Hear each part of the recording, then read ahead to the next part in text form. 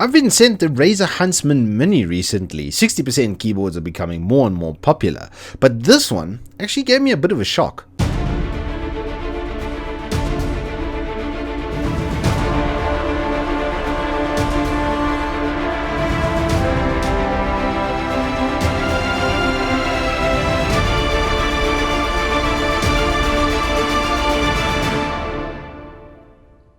Good afternoon, welcome back to Turbo Tortoise Tech. I am once again the Wookie XXL, and in this review I'm having a look at the Razer Huntsman Mini, which is conveniently, sneakily hidden behind its box. So yeah, the box is small, the keyboard is even smaller. It's the smallest mechanical keyboard I've ever gotten my hands on, and incredibly well made. First thing that I noticed was, well, I mean, look at that. It's tiny, absolutely tiny. They've taken 10 keyless and just sort of ramped it up to 10 by even removing then the extra set of buttons on the side. So where are all those buttons, you might ask? Actually, they are on this keyboard. They're just now function settings. So when you press function, it will highlight the ones that are active, and then you can then just access them from there. So if you're into really small, clean, tiny, neat looking spaces, maybe this is a good keyboard for you. Double shot keycaps, aluminium backplate. Once, like I said, that really good build quality.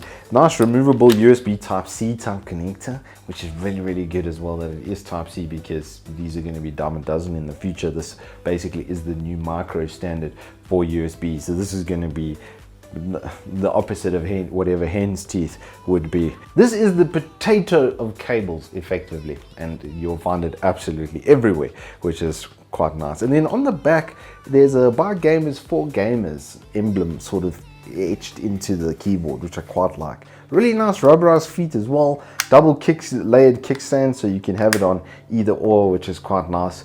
And then we get to something that I was quite surprised by. I actually really like these keys. The keycaps themselves are double shot, so all of that felt normal to what I'm used to. But often when I go off Cherry MX, it is quite noticeable, to be honest. And in this instance, it really wasn't. These are clicky keys, which aren't my favorite as far as audio feedback and that sort of stuff go. But the linearity and the way that they felt, I actually think these are better. Cherry MX has been the benchmark for a really long time, and when I was playing like StarCraft and CS, and COD, where especially COD, you tend to mash your control in space as you sort of sprint, like sprint slide jump a lot, and this was actually better. My movement improved. Now, it wasn't all smooth happy sailing when I plugged it in. I did find it a little bit weird. My brain was not comfortable with the layout initially, and I often went hunting for the arrow keys on the side.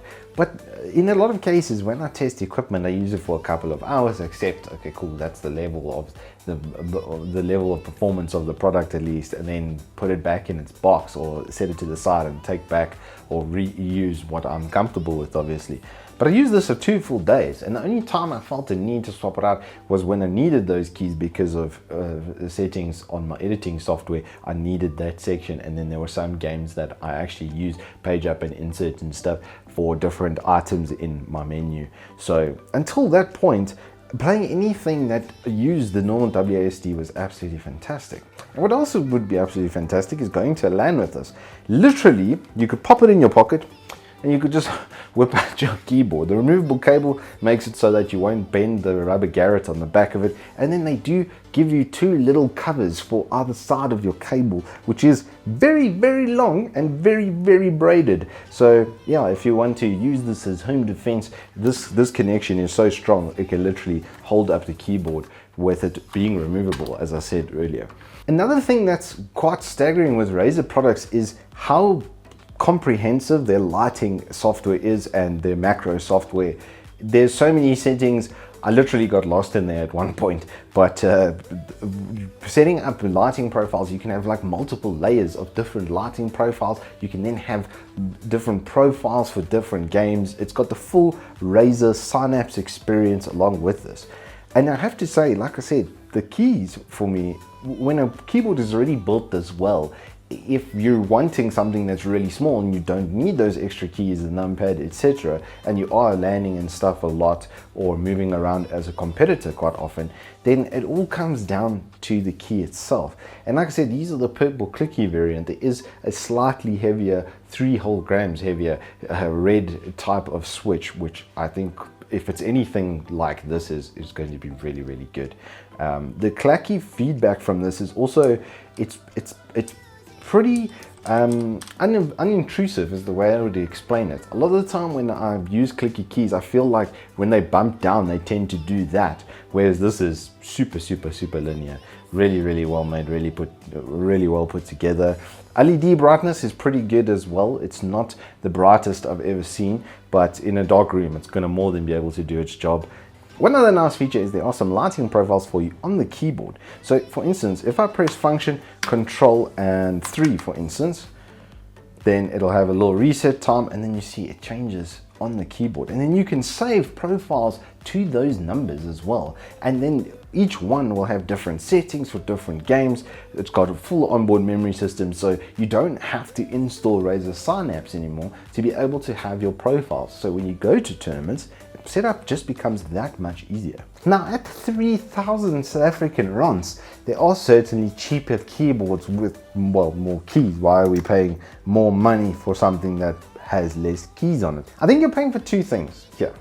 One of those being this really good new mechanical switch that Razer has developed themselves. I haven't seen much that often rivals Cherry MX, or actually makes me feel like it's better, but this is, it's really good. It feels super nice. And then the other thing I think you're paying for is that Synapse technology, or the Razer lighting package, customization package. It's not going to be cheap, and I mean, with a 2-year warranty, your guaranteed cost of ownership is about 1,500 Rand per year. But if you looked after this, I know of examples like one of my friends bought an old Razer keyboard off another friend, and his has been going for about 7 years. So if these things work out of the box for 3 months, you could probably assume they'll work for at least 5 years. And in that case, you've got one of the best keyboards you can buy at the moment. Anyway, I do hope you guys have enjoyed this review. If you have, do hit us up with a like and subscribe, and I will see you on the flip side.